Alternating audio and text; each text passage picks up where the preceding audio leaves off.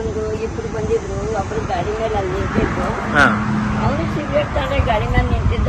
ಅವನು ಇನ್ನೊಬ್ಬ ಬಂದು ಇಲ್ಲಿ ಸೇದಿ ಕುಂತಿದ್ದ.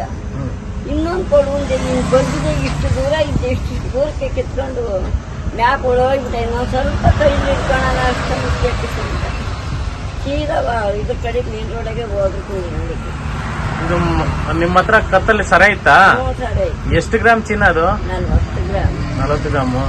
ಬಂದಿದ್ದವರು ಯಾವ ಕಡೆಯಿಂದ ಬಂದ್ರು? ಯೂಟ್ಯೂಬ್ ಕಡೆಯಿಂದ. ಯಾರು ಅಂತ ಗುರುತಿಸ್ತೀರಾ?